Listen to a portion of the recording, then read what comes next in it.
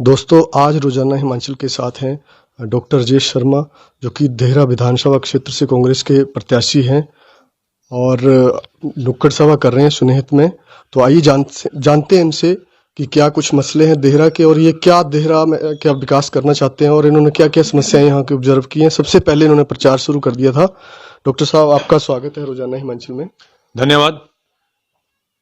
देहरा में जब से कांग्रेस पार्टी ने प्रत्याशी बनाया है, लोगों में खासा स्नेह देखने को मिल रहा है, उत्साह देखने को मिल रहा है। उनको लग रहा है कि बड़े दिनों के बाद कोई अपना साथी जो है कांग्रेस पार्टी ने दिया है, जो जनता को अपने भाई की तरह लग रहा है, बच्चों को अपने चाचे ताए की तरह लग रहा है। मतलब ये जो बोला जाता है और पूरे हिमाचल में ही मशहूर हो गया, वह देहरा के साथ एक बड़ी विडंबना है कि देहरा कोई नहीं तेरा। तो ये जो है, ये परसेप्शन जो चली आ रही थी, इसको आप दूर कर देंगे अब? बिल्कुल दूर करेंगे। देहरा कोई नहीं तेरा, इसको खत्म करके अब ये करेंगे डॉक्टर राजेश तेरा। हम इसमें कामयाब होंगे, जनता के दिलों में घर बनाएंगे। और जो मैं मुद्दों की बात करूंगा, कांग्रेस पार्टी की विचारधारा की बात करूंगा, दिल से कांग्रेसी हैं, कांग्रेसी कार्यकर्ता हैं सबसे छोटे। कांग्रेस पार्टी ने विश्वास जताया है, उस नाते देहरा की जनता विश्वास जता रही है। मैं देहरा की जनता के लिए विजन लेके आ रहा हूं। कांग्रेस पार्टी ने तो बोला है कि हम ओपीएस को लागू करेंगे, ओल्ड पेंशन स्कीम की बहाली करेंगे। सबसे बड़ा मुद्दा इसमें सबसे बड़ा मुद्दा है कि हर घर में एक कर्मचारी है, सरकारी कर्मचारी है। मेरा मानना है कि हमें, जब हम रिटायर होकर आते हैं तो हमें पैसे की जरूरत रहती है स्वास्थ्य के लिए, अपनी जरूरतों के लिए। हमें बच्चों की तरफ ना देखना पड़े। तो ओपीएस जो है वो सरकार लागू करेगी। हमने 2 हमारे राज्यों में लागू करी है, अभी राजस्थान में लागू करी है, छत्तीसगढ़ में लागू करी है। इसके साथ साथ महिलाओं को जो 18 वर्ष से ऊपर हैं और 7 साल से नीचे हैं, उनको 1500 रुपया पर माह दिया जाएगा। इसके साथ साथ बेरोजगार युवकों के लिए 5 लाख नौकरियों का इंतजाम किया जाएगा सरकार के क्षेत्र में। और साथ साथ जो युवा काम करना चाहते हैं, अपना रोजगार करना चाहते हैं, उनको बिना ब्याज के लोन दिया जाएगा। 300 यूनिट तक बिजली फ्री दी जाएगी।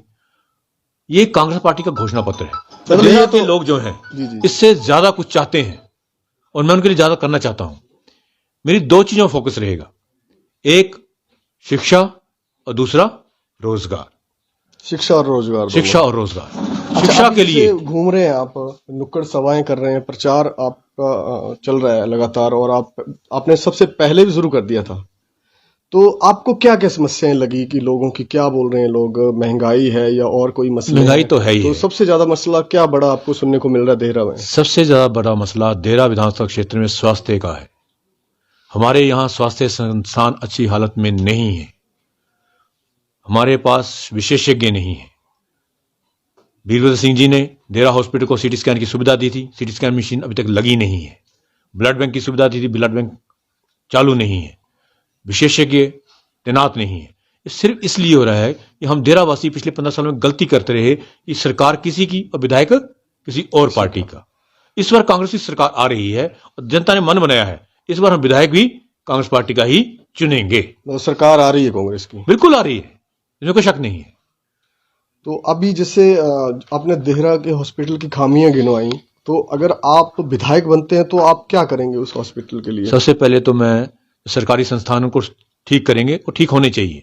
उसके साथ साथ मुझे हमारे साथी विधायक बनाते हैं तो मैंने घोषणा करी है कि श्री बालाजी हॉस्पिटल जो मैं चलाता हूं, जो सुपर स्पेशलिटी हॉस्पिटल है हिमाचल प्रदेश का, सबसे प्राइवेट सेक्टर में बड़ा हॉस्पिटल है, उसकी एक ब्रांच मैं देहरा विधानसभा क्षेत्र में खोलूंगा, लोगों को सुपर स्पेशलिटी सर्विसेज दूंगा। मतलब अपनी तरफ से भी आप? अपनी तरफ से। मेरा दायित्व है कि भगवान ने संपन्न बनाया है तो समाज के प्रति भी मेरी कुछ जिम्मेवारियां बनती हैं। तो एक तो जो सरकारी संस्थान को ठीक करेंगे, साथ के साथ एक अपनी तरफ से, मतलब अपने स्तर पे भी काम करेंगे और सरकार के स्तर पे भी काम करेंगे। हाँ। यानी कि डबल इंजन जो है वो आप? डबल इंजन मैं यूज नहीं करूंगा। मैं ये करूंगा, डबल इंजन तो वर्ड ही फेल हो गया है। डबल इंजन की सरकार कहीं नहीं चल पाई। मैं ये बोलूंगा कि लोगों को एक के साथ एक सुविधा, मतलब ये विकास का मैं विकास का मॉडल दूसरा है कि एक के साथ एक फ्री, मतलब एक के साथ एक फ्री, सरकार भी और आपका विधायक प्लस आपको डॉक्टर मिल रहा है और तो सरकारी संस्थान ठीक करेंगे। आ रहा है कि जैसे आप नुक्कड़ सभाएं कर रहे हैं तो लोग जो है वो हाथ भी दिखा रहे हैं और अपना स्वास्थ्य लाभ भी ले रहे हैं। बिल्कुल, इसलिए मेरा पहला कर्म है डॉक्टर, मुझे पीजीआई से मैंने एमडी करी है, मेरा कर्म है अपना डॉक्टरी का काम करना। मेरी गाड़ी में हर वक्त स्टेथोस्कोप, बीपी रहता है और मेरा कर्म है मैं कुछ भी बन जाऊंगा, वो काम मैं नहीं छोड़ूंगा और जब तक जिंदा हूं वो काम करता रहूंगा। मतलब लोगों को बाद में भी ऐसी सुविधा मिलेगी कि गए हैं विधायक से मिलने तो चलो हाथ बिल्कुल भी चेक बिल्कुल करवा लिया जाए। बिल्कुल, क्यों नहीं, और कराइए, वो तो मेरा काम है और मैं मतलब पीजीआई से पढ़ा हूं, और डॉक्टर भी। बिल्कुल, ये तो एक के साथ एक मुफ्त मिल रहा है, विधायक को तो बनाए रहे हैं, साथ में डॉक्टर मुफ्त में मिल रहा है। तो विधानसभा में भी मसले जो हैं विधायक बनते हैं तो खूब जोर शोर से उठाए जाएंगे। बिल्कुल जोर शोर से उठाए जाएंगे और देरा का हक है। अच्छा, एक बड़ा मसला है, थोड़ा सा सवाल ये है कि एक यूनिवर्सिटी आई देरा के लिए, पहले तो बहुत लड़ाई चलती रही, 10-15 साल तो यही चलता रहा जी, वो बनेगी कहाँ। उसके बाद उसका एक अस्थाई कैंपस बन गया शाहपुर में। उसके बाद में एक नया फार्मूला आ गया कि भाई न तेरा न मेरा, 30% जो है धर्मशाला में दे दिए जाए और 70% जो देहरा को दे दिए जाए, और वो जो अस्थाई कैंपस है वहां के लोग भी लड़ रहे हैं कि हम भी नहीं जाने देंगे। तो क्या है इस मैं तो ये मानता हूं कि पूरा हिमाचल प्रदेश हमारा है, हमें संस्थान खोलना चाहिए। और सेंट्रल यूनिवर्सिटी को छोटा संस्थान नहीं है, उसमें मेडिकल कॉलेज भी आता है, इंजीनियरिंग कॉलेज भी आता है, आईटी भी उसके अंडर आता है, कॉलेज भी उसके अंडर आते हैं। हम चाहते हैं देरा में खुले, पर किसी भाई को थोड़ा बहुत देना पड़ता है। हमने खुले दिल के हैं कि अब उसको चालू तो करिए। 15 साल में लड़ाई में लटकाया हुआ है आपने, धरातल पे उतरा नहीं है, पैसा आके पड़ा हुआ है।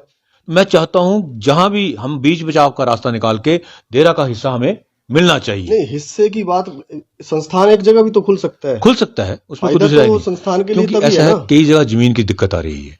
अब मैं जब बनूंगा तो पूरी बात जांच पाऊंगा, जितना मेरे संज्ञान में लाया गया है।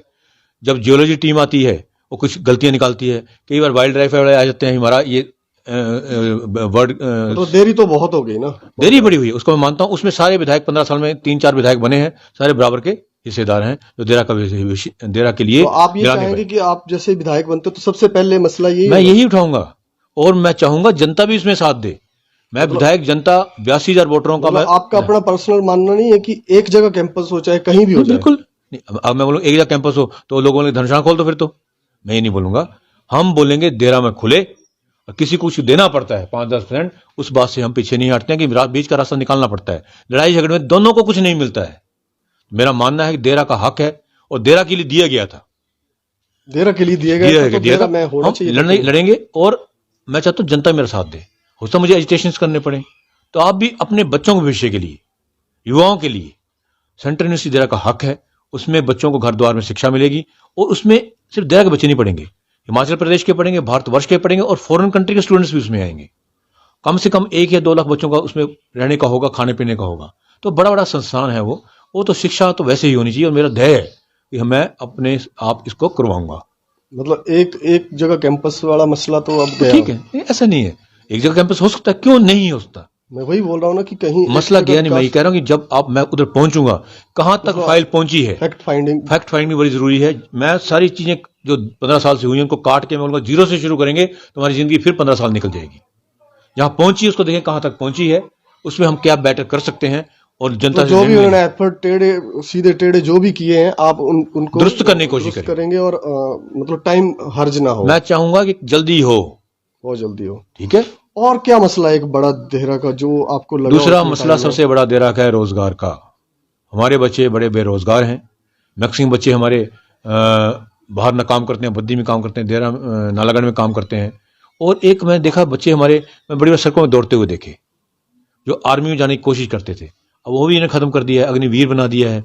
अब ये बोलते हैं कि उसमें 6 लाख एप्लीकेशन आ गई हैं। मैं कहता हूं कि आजकल इतने बुरे हाल हैं रोजगार के, और 1 महीने के लिए रोजगार दोगे तब भी एप्लीकेशन आएंगी। उसका मतलब ये नहीं कि लोगों योजना जो है वो सही नहीं है सही। मैं उसको सही नहीं मानता। बच्चों को पक्का रोजगार दीजिए। मैं इसको टेम्परेरी चीज को चाहे कम को दीजिए लेकिन पक्का दीजिए बंदों को तो पूरी। आपके पास क्या मतलब मॉडल रहेगा रोजगार का? कैसे रोजगार के लिए मैं सोचा, लाइन बहुत लंबी है ना। सेंट्रल यूनिवर्सिटी के लिए रोजगार हम करेंगे, उससे रोजगार सामने उपन होंगे।